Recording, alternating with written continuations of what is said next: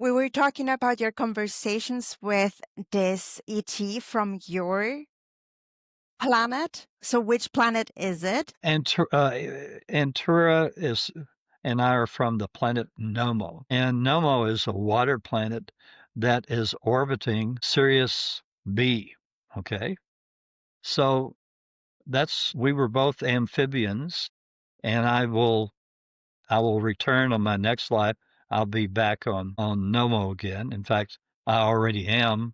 I think I'm like 50 years old or something like that, because I am told that that um, uh, there was this huge Star Wars that actually happened. That's why you still see this in science fiction films, because people from these planets went through this. The Star Wars lasted for 20 universal years, but 270,000 Earth years. So you can imagine, as people had their lives of, say, 1,500 universal years, they would be born back at the time when the Star Wars was still going on. And it was very nasty. Where, as an example, in the Star Wars movies, there was this, what was it called, the Death Star, and it would destroy a planet. But in actuality, what would happen? They would come and destroy the sun and destroy all the planets orbiting the sun and the billions of people that lived on those planets. So it was a nasty war, and each side did the same, but slowly but surely, we were sort of losing the war. Well, I was a religious leader on Nomo, and I seemed to incarnate time after time as a religious leader. And so I was sort of given the idea by Creator, why not include them in the Earth experiment? And so when I suggested that, I was flatly turned down, because they hated the reptilians, Dracos, so much from these thousands of years of wars, they could not consider it. So 450 universal years go by, and we're slowly losing the war, because we don't have, I say we, the Federation of Planets, just did not have the number of spaceships that the reptilians did. And finally, they said, I suggested again, they said, well, they won't accept it, but okay, we'll offer it. Well, they did. That ended the Star Wars. And so it was like I was writing my own ticket, so to speak. So they have allowed me.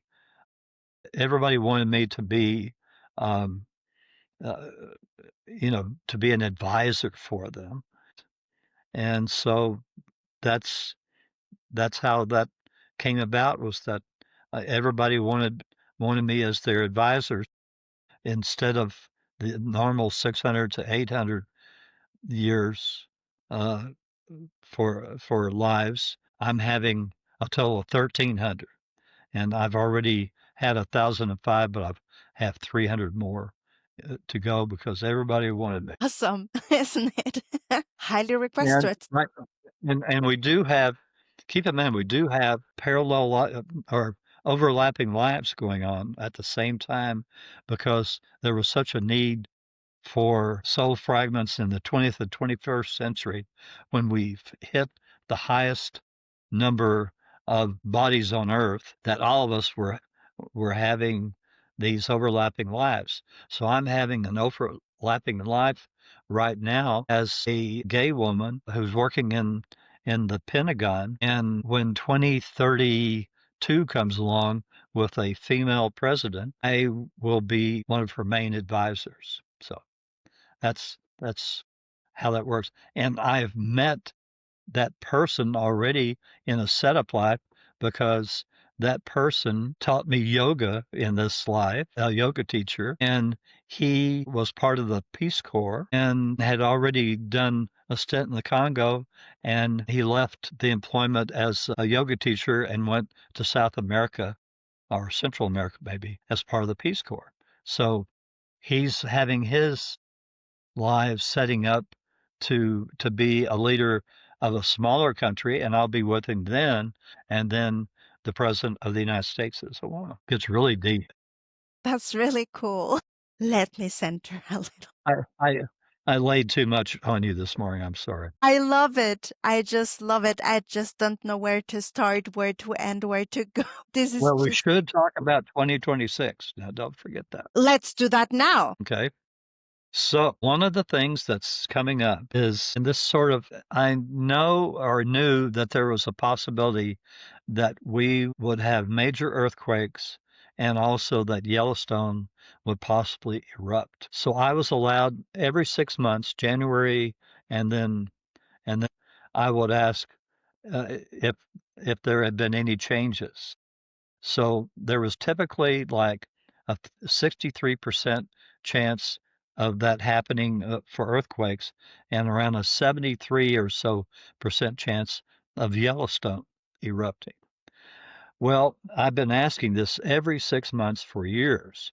And finally, when I'm talking to Gaia in January, she says, "Okay, Tom, I've been given permission by your souls to have these earth movements." And it all comes about. She had told me that if any time but in the 6 months that I would see a large migration of people leaving California and a large migration coming in, that was the signal that she had been given permission to have these changes. So what happened, of course, were the fires in Los Angeles, and I thought, like probably everybody else, that if people left California, it was probably because they got tired of all the traffic or whatever, normal kind of things. But it turns out that 75% of the people whose homes were burned or offices destroyed or banks and grocery stores and on and on and on, that that 75% of these people were going to move away from the state of California. And there would be an influx of people. And the reason for the influx is that these are young souls that have never experienced in prior lives earthquakes or volcanoes. And so they will be moving in to California, wherever, and it will, so they can experience that. And there's been, like, I think there was over 10,000 minor earthquakes around Mount Rainier recently. And so there's already starting to be movements, but they're small. Gaia says that during 2025, she will have no earthquakes larger than 5.0 to 5.3. But after starting in the first 3 months of 2026, she will start having larger earthquakes, 6.0 to 6.5, and accompanied by hundreds, if not thousands, of smaller quakes. And then in late May to June of that year of 2026, that's when the major ones come. And these will be sevens, eights, and nines from like Tijuana all the way up through the Aleutians. There will not just be one and done and people can recover. They'll be continuing sevens, eights, and nines over and over again. And it will cause land, mostly on the beaches and everything of the West Coast, to collapse into the ocean because there'll be major tsunamis that are going to be coming, huge tsunamis that will come in on shore. And the oceans of the world, as we've spoken about before, when there were other events, this one is going to be smaller. It's only going to be a 3 foot wide raising of the ocean levels, but it's still, uh, if you're living on a beach, uh, that's not too good. So those are some of the things that are she says are going to happen, and it's going to be major. Will There'll be many people that will perish if they don't leave these low-lying areas, or if they don't heed the warning about the earthquakes, because these earthquakes are going to be one after another. And what it's going to cause, there's going to be an opening in the vent of Yellowstone. And then Yellowstone is going to become a super volcano, and it's going to erupt. There will be if you uh, go back in my on my uh, newsletters and put super volcano in, or Yellowstone, you'll find a map that one of my readers drew for me with the center of Yellowstone, and there'll be a 250-mile kill radius. So you can't be close to Yellowstone. And then the ash cloud that will be produced will not be short lived. It'll go on for months and months and months, covering the ground, and it will turn the top part of the United States and the lower part of Canada all the way to Chicago into a mini ice age, and they will not be able to live in those areas. They will have to move farther south to get away from the. Yeah, and how can we request the most benevolent outcome for this time frame? Well, one of the things, of course, you can do is to request a benevolent outcome to be guided for the perfect place for you to live. Now Malta, I know you're on Malta, so a 3-foot rise is not going to be completely devastating. You know Malta much better than I do. Who's sitting down on the water line? That's not going to be too good. So there are, anywhere in the world that people live, if they're close to that water line, they need to move away. Gaia wants people to move away from the coast. They've suffered. The coasts of the planet have suffered, and she wants to give them a rest. Thank you very much for sharing that. And there is also more information in your books, the new ones, Conversations with Gaia, where it's also about Yellowstone and volcanoes being connected to other volcanoes worldwide. So that would be also good for people to read about, to be informed, and utilize the information for their highest good. Thank you. So let's talk a little bit more about Gaia herself. She's a sentient being. She's our mother. So let's talk about her being ensouled. How was her journey? And how does she see us? Okay. So let's go way back. The creator, I've asked creator, when was creator created by the creator of creators? There is this being that creates trillions of creators, every single one with a different interest. Imagine that. So I've been told many times that Gaia, and actually creator, loves variety. And so I just kind of took that in relation to the earth, because we have huge variety here. But in actuality, the creator, when creator created this universe, was like creator was in the middle of, he wasn't the newest creator, he wasn't the oldest one. Okay, he was in the middle. And so creator was created with a interest in variety. And so after creator had spent what we would call millions or billions of years checking on other creations, the creator decided to go ahead and create his own creation. And so that's what he did. So I call it the small bang theory, okay? Because he created several hundred galaxies, all tightly sort of packed together. And so this is the time that Gaia showed up.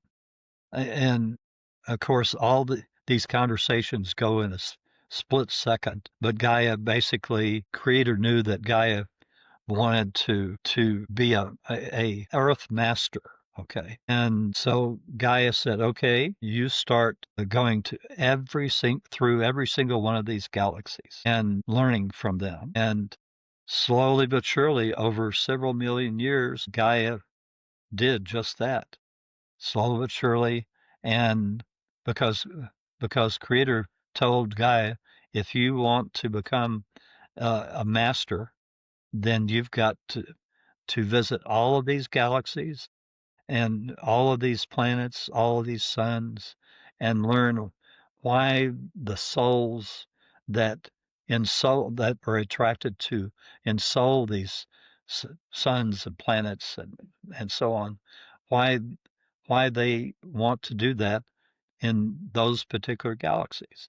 And so that's what Gaia did for millions of years. She ensouled a asteroid that was like 2 miles wide or so, but it had the ability to jump from one galaxy to the next, and so that she would slowly but surely gain the knowledge that she did to become this quantum master, and eventually was assigned to Earth. And so that's our creator has a great desire for variety, and that's why you see just millions of different things on Earth, many of which we will see because all of these beings and everything, like Dog Soul came from a planet that's we can't even see. It's one of those 25 billion year old galaxies. Creator came and said, how would you like to ensoul all the dogs on earth? And when creator asks you to do something, you can refuse, but no one ever does because it's such a big deal. Dog soul had reached the highest vibrational level on its planet, and so it was thrilled to be able to ask by creator to do a new job. It's like a promotion. Who would turn that down? Exactly. A big promotion because they will be here long after the humans leave. We're we're only going to be here for 7,000 more years, and by the end of that time, all of us will have left and have returned to our home planets to help people there raise their vibrational levels. I'm told I'm going to be in charge of the cleanup crew, the last people on Earth, and by then we will be able to do a lot of things that we can't now. That our vibrational level will be high enough that we can create or uncreate or whatever, and so we will and clean it up so that this Earth looks beautiful and will attract humans or people or whatever from all over, that it will become a tourist destination, which is kind of pretty neat. Yeah, that's really awesome. So, instant manifestation. Yeah, we're lucky we don't have that here yet. We're lucky we Yeah, need to have a little bit of we, patience. if we couldn't handle it. We'd probably be killing each other. This way, what could happen that is not in my greatest benefit? Boom. Oh no. This way, We got a lot of learning to go yet. yes. We're at 5.0. Okay, 2012 or so, whenever it was, we switched. Everyone switched all over at the same point, no matter what vibrational level we were at. We all switched over to 5.0. Uh, so eventually we're going to reach 5.6, 5.7, up the scale as we raise our vibrational levels. And with it, I'm told by the end of this century, there will be virtually no more conflicts. That's great. Yeah.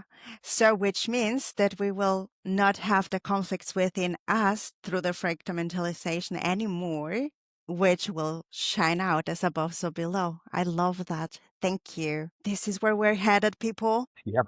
You just kind of concentrate and say if you look at my newsletters at www.thegentlewavebook.com, it has a daily benevolent prayer to say every single day that I was told this is the first time in over 1,000 lives I was that I created this prayer. And Theo says, Tom, you need to say this every single day because all of your lives are going on at the same time. And when you say these benevolent prayers, it affects every single life you're having on earth all at the same time. It's now, I say, I ask any and all beings to come to the aid and comfort of anyone that I've ever harmed, either physically, mentally, morally, spiritually, or emotionally in any past, present, or future life. And I ask that any and all beings come to the aid and comfort of the families and friends of anyone that I've ever harmed in any way in any past, present, or future life. Thank you. So I say that every single morning. You can find it by going to the website and clicking on signs. You can print it out and hang it up. Eventually, you'll be like me. You can say it, by rote or whatever you call it. You don't have to read it. So, but that's something that will help you in all of your lives going on, whether they be past, present life, or future life, and it will lower the balancing that you have to do in any of these lives by saying that prayer. Thanks for sharing that. That's really awesome. I was told that every lifetime that my soul is living in now, because it's always now, right? It's affecting each other on a certain level. So when something gets transmuted, for example, here within me, this ripples out throughout all the lifetimes. And when they do something, it ripples also out. So we're kind of a team. It's a team effort. Good. Thank you. We do. Our aura goes, and if it's a nice aura, it affects people. Yeah, that's right. You pick up energies. Yeah, exactly. So let's talk a little bit more about conversations with Gaia. She was also asked about metaphysical tools that were given to us. We're talking astrology, crystals, palmistry, tarot, psychometry. Can you give us your wisdom nuggets out of it in a nutshell? Ooh. How does it help? Well, of course, the best thing that you can do is to, the best thing that you can do is is in your meditations to uh, to send white light and love to everyone. And I don't know if I'm explaining that well enough, but it's if you're saying your prayers, even though for some people it doesn't maybe sound like a prayer, or you can even say if you want to put a deity on the front, no matter whether who it is, it's okay. But the trick is to always say these prayers out loud. That's where that power of the human voice comes in, and that's where you connect instantly with Creator. So I'm not sure if I'm answering the way you posed the question. I'm sorry. No, it's okay. And that's really pretty cool what you're talking about. We know that at the beginning there was the word, the vibrational frequency. So we have that also within our voices above, so below. So obviously, this is amazing that you're talking about it to make us aware again that our voice has a power. It is. And that, I have a friend that this is a setup life. He just invited me to lunch the other day prior to my birthday. And we've known each other over 50 years. And I know in his next life, he's going to be John Wycliffe, who was the originator of translating the Bible into other languages. But I can't tell him that because he absolutely, in this life, he works for the Wycliffe Society. And how can you tell him, well, you're going to be the guy that started it all in your next life? So, there's things that I wish I could kind of tell some of my friends, but, I don't I'd rather have a friend than for them saying, I can't talk to this guy anymore. He goes so far against my beliefs. So some things you just have to let go and understand for yourself how things work, but you have to let other people forge their own path. Have their own experience. It's a choice, right? Yeah. And you have to understand they're younger souls. I was told that 70% of the soul fragments having lives on Earth right now are in the young soul category, with a large percentage probably in the first, second, and third quadrants of young cells, and then 20% are medium cells, and only 10% are old cells. So you've got a lot of young cells. Even as an example, President Trump, he's a third quadrant young cell.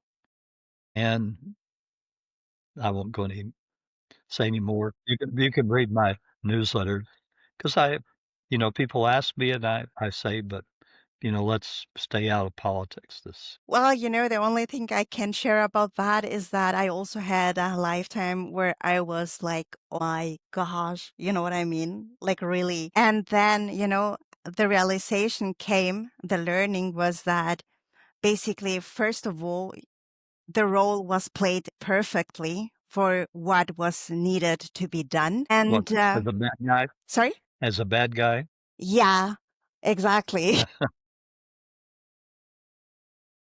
As the villain of the story. Perfectly Well, done.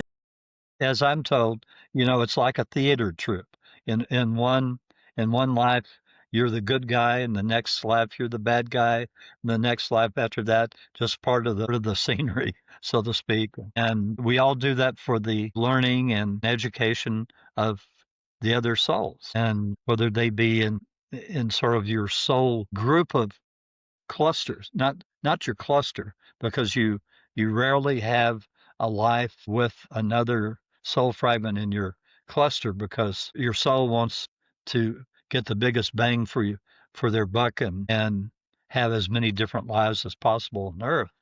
But that is something that we all do, and all must understand that there are lives where we are we are the bad guys.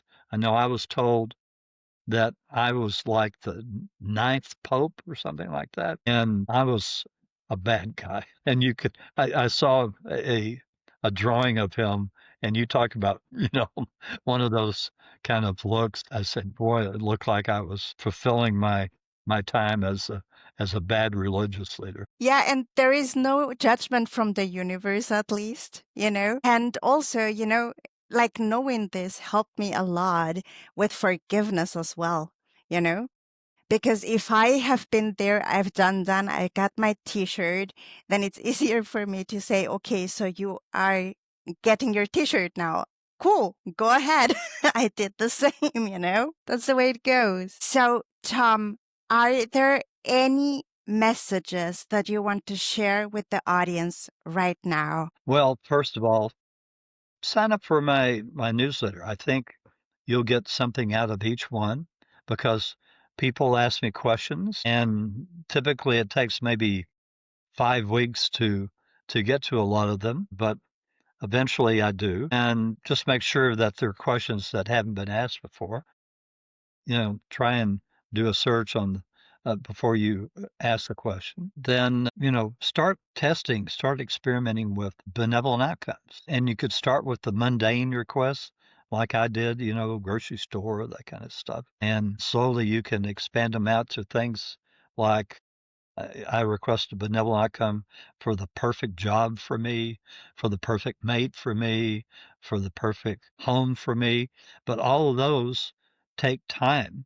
That mate, may be in another relationship, or you may need a relationship before you get to that one. So there are things that start working when you request those biggies, and the same thing with a job.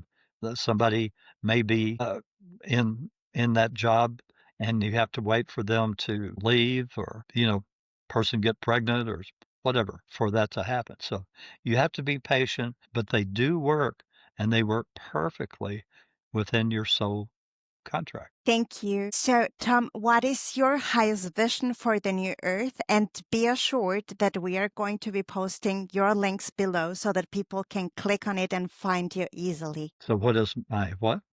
Vision for the new Earth. Oh, well, of course, it's going to really change next year, but my vision is the same as I've been told, that there will be, almost no more conflicts by the end of this century.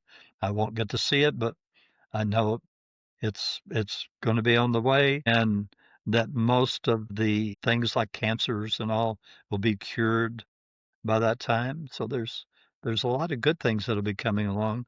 A lot of along with a lot of sadness in the near future for the millions of people that will pass away. So send white light and love to the world every single day as I do. And when we all do that out loud, I guarantee it acts as a crescendo. The more people that say it, if it's like only 100 people that say it, it might be the equivalent of 1,000. Tom, thank you so much for being here today and speaking so much truth and wisdom. Thank you for having us.